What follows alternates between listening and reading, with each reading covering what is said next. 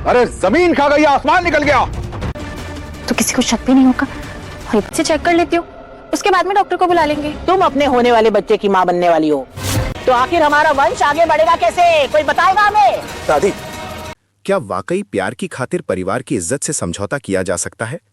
क्या एक मां बनने की चाहत किसी के रिश्ते को हमेशा के लिए खत्म कर सकती है? और क्या सच में नागेश्वर चौधरी के फैसले के आगे सब झुक जाएंगे? ये है इश्क जुनूनी के ऐसे मोड़ जो रूह कंपा देने वाले हैं।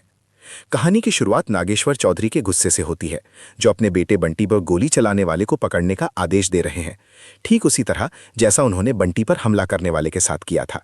लेकिन यहाँ खेल सिर्फ प्यादों का नहीं, बल्कि असली खिलाड़ी को पकड़ने का है, जिसे नागेश्वर खुद ढूंढ निकालेंगे।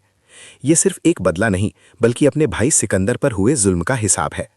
बीच में एक पल की शांति, नाश्ते की मेज पर, लेकिन ये शांति भी झूठी है, जहां झूठे प्यार की जगह नहीं। जसलीन भवरिया नागेश सर के लिए गर्मा गर्म पराठे परोसते हैं, पर चौधरी साहब ठंडा खाने की आदत डालने को कहते हैं, जैसे कोई बड़ा बदलाव आने वाला हो। और वो बड़ा बदलाव आता है इंस्पेक्टर और मजिस्ट्रेट रूहानी सहाय के रूप में, जो चौधरी साहब की कोठी पर बिना इजाजत आते हैं। रूहानी, जो अब सहाय हैं, चौधरी नहीं, समाज के नियमों पर सवाल उठाती हैं। कहती हैं कि शादी के बाद सरनेम बदलना मजबूरी नहीं। चौधरी साहब अपनी बेटी के इस रवैये से परेशान हैं, जबकि छोटी बेटी रूहानी घर का मामला सुलझाने की बात करती है। रूहानी अपने पिता और परिवार पर घरेलू हिंसा और दुर्व्यवहार के आरोप लगाती हैं, लेकिन जसलीन, उनकी दूसरी बेटी, झूठ बोलती है कि उसके साथ सब ठीक है। रूहानी पुलिस को वो जगह दिखाती है जहां जसलीन को रखा जाता है, एक ऐसी जगह जहां उसका स्वाभिमान जिंदा है, खुद का चूल्हा जलाकर। चौधरी साहब का गुस्सा 7वें आसमान पर है। वो कहते हैं कि उन्हें इस नर्क से निकालना नामुमकिन है, क्योंकि जसलीन को यही जिल्लत भरी जिंदगी मुबारक है। उनका नाश्ता ठंडा हो गया और गुरु त्रिपुरारी को भी ये ड्रामा समझ नहीं आ रहा। फिर आता है एक और धमाकेदार मोड़, जसलीन बहू के गर्भवती होने की खबर। जय माता दी, कलश विसर्जन, सब कुछ शुभ।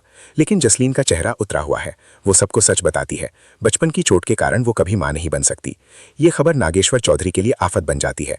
दादी को ये सुनकर सदमा लगता है और वो कहती हैं कि ऐसे गाय का क्या करना जो दूध न दे सके, जो वंश आगे न बढ़ा सके। नागेश्वर बंटी की दूसरी शादी का फैसला सुनाते हैं, लेकिन बंटी जसलीन से अपने प्यार का इजहार करता है, कहता है कि वो दूसरी शादी नहीं करेगा।